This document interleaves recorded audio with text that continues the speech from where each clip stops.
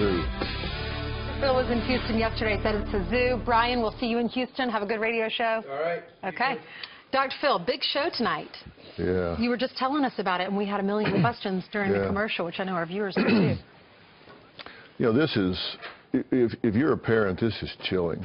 I mean, because this is a guy that came over and introduced himself. One of the things she first said was, no boys. He said, Mom said, absolutely. Yeah. I agree with you 100%. No boys hanging around there. He was right. He didn't want any boys hanging around there because he was going to be doing everything that was going to be done. And they met, had a pact, and she was sleeping in his bed within 2 or 3 days. This went on for 6 months. They were a couple. A 15-year-old girl down in Georgia with a neighborhood dad. 37-year-old neighborhood dad that was a convicted of sex crimes before.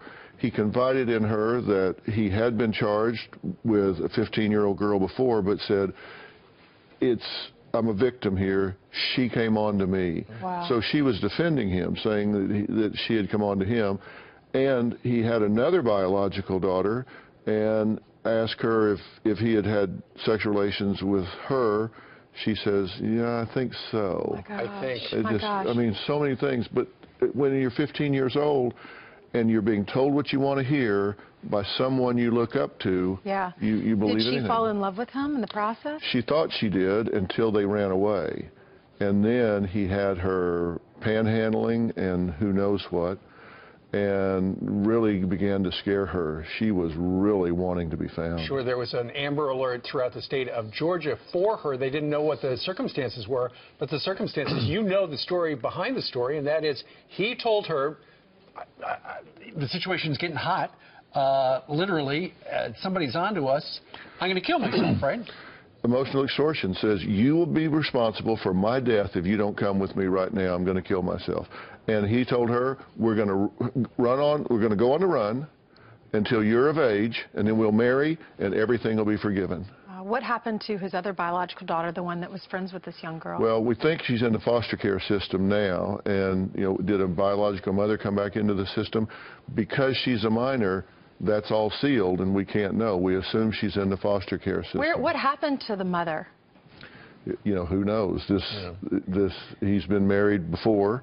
He's been in multiple relationships before, has multiple kids before. But once the police get involved and there's a minor, everything is sealed and should be. Yeah. We know that's your episode today. Do we have any idea how often something like this happens? Well, we do. And sadly, it happens more than you would think. 1 in 4 women are molested or in some way abused by the time they're 25. And it is probably the most underreported crime in America, whether it's a family member or someone close to the family. Why is that? Because of the shame? Shame, yeah, absolutely.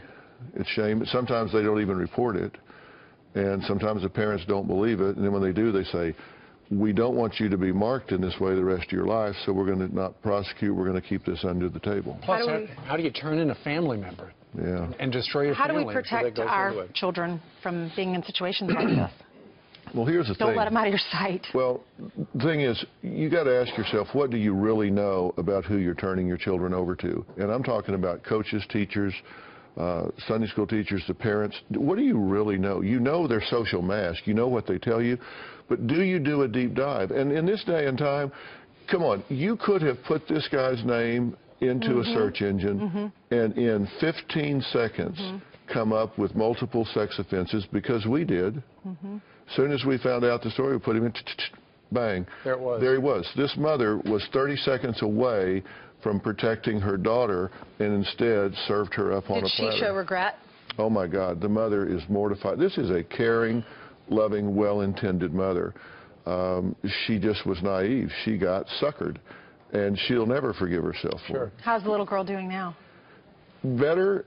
We're getting her help, and she's responding to it. When you've been through when you survive something like this, you require very specialized care. It's not just your garden variety coroner, psychologist, or psychiatrist.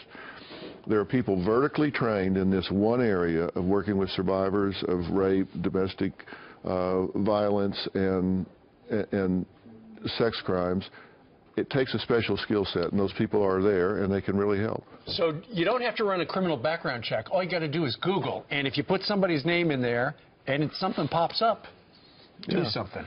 You can find these things, and look, parent's both a noun and a verb. You become a parent when the child's born, but then you begin to parent, and parent means seeing around corners they can't see around. The child's not expected to have that foresight. You as a parent are. All right. Dr. Phil, we're going to be watching today. Check your local listings for Showtime. All right. Thanks so much. Thank you, Dr. Phil. Ainsley, good to see you. Good to see you, too. All right.